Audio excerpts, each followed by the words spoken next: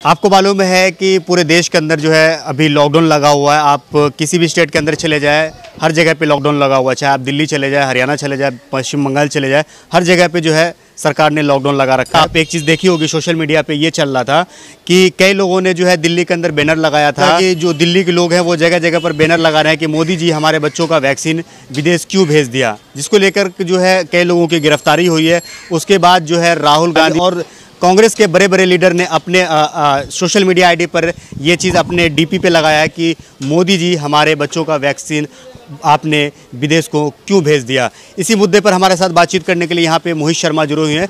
मोहित शर्मा से जानने की कोशिश करेंगे कि जिस तरीके से सरकार के ऊपर एक आरोप लग रहा है कि बीजेपी सरकार ने जो वैक्सीन थी उसको दूसरे देशों को भेज दिया, अब अपने ही देश में लोग बगैर वैक्सीन के, बगैर ऑक्सीजन के, बगैर वेंटिलेटर के, बगैर हॉस्पिटल के मर रहे हैं। सबसे पहला सवाल मोहित शर्मा मैं आपसे शुरू करना चाहूँगा कि अभी जो है कई लोगों की गिरफ्तारी हुई है। राहुल गांधी और सोनिया गांधी ने, कांग्रेस के बड़े बड़े लीडर ने अपने सोशल मीडिया अकाउंट पे ये लगाया कि मोदी जी हमारे बच्चों की वैक्सीन आपने विदेश क्यों भेज दी।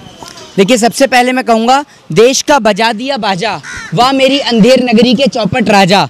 आपने पूरे देश का बाजा बजा डाला और अगर आपके कोई बाजे का ढोल को, अगर कोई पीटे आपके ढोल को, कोई फाड़ने की कोशिश करे तो आपके पास सिर्फ एक ही तरीका है और वो है पुलिस का जरिया। पुलिस के जरिए से आप कानून का गलत इस्तेमाल कर देश के अंदर लोगों को जबरन आप अरेस्ट करवा दो, किसी को आप यूएपीए के नाम पर अरेस्ट करा दो, किसी को आप देश के अंदर तमाम एक्ट के अंदर अरेस्ट करवा दो और उसके बाद उसको जेल के अंदर सड़ने के लिए भेज दो। यही है सरकार का काम। सरकार कर क्या रही है? कोविड के दौरान गंगा नदी के अंदर तमाम जगहों के अंदर लाशें पाई जा रही हैं। सरकार अगर लोगों को सब कुछ मुहैया कराती, बेड, वेंटिलेटर, ऑक्सीजन, अगर ये तमाम चीज़ें मुहैया कराती तो क्या इतने सारे लोगों की जान जाती?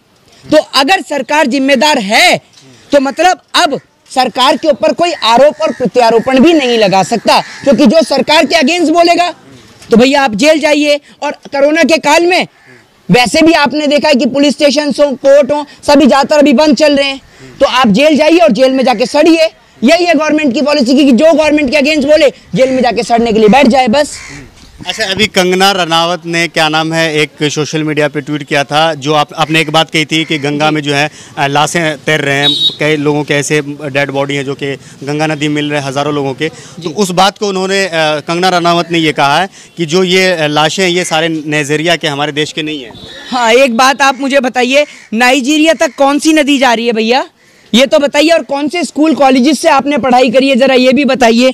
1140 किलोमीटर में 2000 से ज़्यादा शव, कानपुर, उन्नाव, गाजीपुर और बलिया में हालत सबसे ज़्यादा खराब हैं। ये इन जगहों पर पाए गए हैं। ये मैं नहीं, ये दैनिक भास्कर की रिपोर्ट है, आप पढ़िए दैनिक भास्कर को। उसके बाद जब रनावत तो नाइजीरिया के बता रहे हैं कि हमारे देश के तो ये है ही नहीं है। कंगना रनावत तो खुद कोरोना पॉजिटिव हैं, जरा उनसे पूछिए कि वो कौन से तबलीगी जमाती के संपर्क में आई हैं। और मोदी जी लाइए ना जरा दोबारा से वो आइटम, आपका वो ढोल, आपका वो दिया, आपका वो टॉर्च, आपकी वो मोमबत्ती, आपका वो लाइट, आपका वो मोमबत्ती जलवाना जरा बजवाइए ना दोबारा से। केसेस बहुत ज़्यादा बढ़ चुके हैं और जनता इंतज़ार कर रही है कि कब मोदी जी दोबारा से दिया, टॉर्च, लाइट, मोमबत्ती जलवाएंगे। अब दिया, टॉर्च, लाइट और मोमबत्ती नहीं, ऑक्सीजन, बेड और वेंटिलेटर चाहिए मोदी जी। आपदा में वो आपदा को अवसर में बदला जा रहा था ना कि लोग ज़्यादा डिप्रेशन में थे, इसलिए जो थाली वाली पिटवाई जा रही थी कि लोगों को एंटरटेन हो जाए। तो एंटरटेन करने के लिए, एक मिनट, क्या हो गया? हाँ, बोलो। वो आपने ये बात कही कि टॉर्च वगैरह थाली वाली पिटवा रहे हैं, वो तो मतलब उस टाइम पे लोग ज़्यादा डिप्रेशन में थे ना, कोविड की वजह से लोग चिंतित थे, इसलिए ये सब करवाया गया कि लोग एंटरटेन हो जाए। लोग कहते हैं ना 70 ईयर्स, तो 70 साल में आपको बता दूं, 70 साल में ये तो पहली बार हुआ है कि शराब खुलेआम बिक रही है और चाय वाले को चाय छुप छुप कर बेचनी पड़ रही है। तो भैया ये 70 साल में पहली बार हुआ है। और आपने बात करी कंगना रनावत की, प्रधानमंत्री मोदी की या यूपी की गवर्नमेंट की। यूपी के मुख्यमंत्री लगातार इस बात को लेकर कह रहे हैं कि यूपी में सब चंगा है, यूपी में सब ठीक है, यूपी में सब हालत बेटर है। तो भैया ये जो शब्द जो आ रहे हैं निकल के, क्या ये अमेरिका से आ रहे हैं, ये कनाडा से आ रहे हैं, या फिर कंगना रनावत की तरह कहने के लिए नाइजीरिया से आ रहे हैं, न्यूजीलैंड से आ रहे हैं, कहाँ से आ रहे हैं, ज़रा ये तो बताइए। ये पूरा देश जानना चाहता है। क्या आपके पास यही ऊट पटांग तर्क बचे हैं? क्या सरकार के पास कोई लॉजिकली आंसर नहीं है? क्या इतनी सारी मौत का जिम्मेदार सरकार नहीं मानती है अपने आप को? इस बात का जवाब सरकार क्यों नहीं देती है?